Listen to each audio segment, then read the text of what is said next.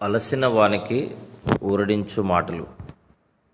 సహోదరుడు భక్తి సింగ్ గారి పరిచర్య నుండి సేకరించిన అనుదిన ధ్యానములు. మార్చి 1.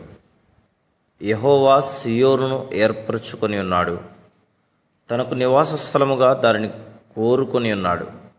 132వ కీర్తన 13వ వచనం. 132వ కీర్తన 9వ వచనములో దేవుని ఇంటిని కట్టుటలో నీతికి పరలోకపు ఆనందమునకు ఎట్టి స్థానము కలదో మనం చూస్తున్నాం. మనము దేవుని చిత్తమును నెరవేర్చిన ఎడల మన జీవితంలో మనకెన్ని శ్రమలు, హింసలు, దుఃఖములు, కష్టములను ఆయన అనుమతించినప్పటికీ మనం ఆయన యందు ఆనందించవలను.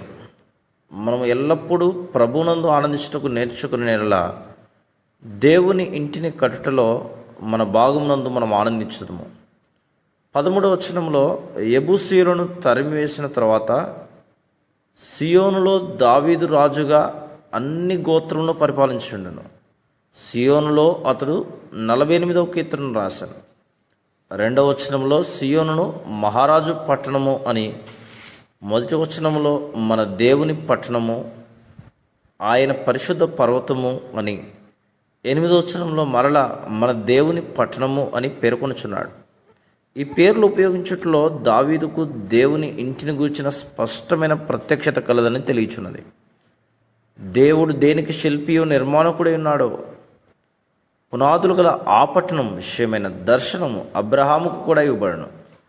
హెబ్రీ 11:10.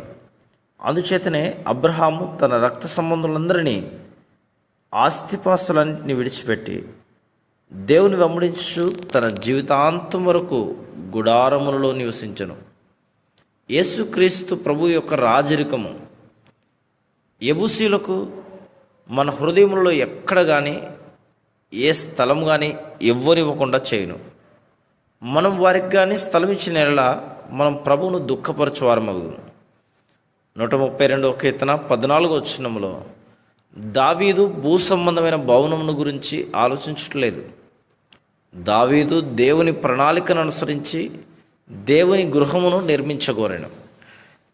అది యేసుక్రీస్తు ప్రభువు నిర్మించు నిజమైన ఆత్మీయ గృహమునకు ఛాయ అయి ఉన్నది.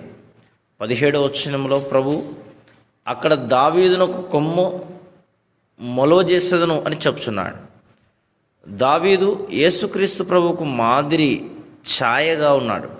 ఆ కొమ్ము దేవుని చేత అభిషేకించబడిన వాడైన యేసుక్రీస్తు ప్రభువుని గురించి తెలియజేస్తుంది. ఆయన సొంత ఇంటిలో యేసుక్రీస్తు ప్రభువుని గురించిన గొప్ప ప్రత్యక్షతను దావీదు చూస్తున్నాడు. దేవుని ఇంటిలోనికి వచ్చినప్పుడే ఆయన గురించిన మన ఆకలి సంపూర్ణముగా తీర్చబడును. 15-16 వచనాలు. మనకెన్ని శ్రమలు, హింసలు, బాధలు ఉన్నప్పటికీ దేవుని ఇంటిలోనే, దేవుని ప్రజల మధ్యలోనే గొప్ప ఆనందమును మనం అనుభవించగలం. దేవుని గృహ నిర్మాణంలో ఎవరైతే ఇష్టపూర్వకంగా పాల్పొందులకు ఇష్టపడదురో వారు సమృద్ధి అయిన సంతోషమును, నిజమైన సహవాసమును అనుభవించగలరు. కూడికలలో కేవలం పాటలు విని ఆనందించుటకు లేక ఏదో స్వల్ప ఉద్దేశంతో వచ్చేది వారు దేవుని ఇంటి నిర్మాణంలో ఏ విధమైన పాల్పంపులు పొందలేరు. వారు త్వరగా గాయపరచబడుదురు, సంతోషమును కోల్పోదురు. Praise the lord.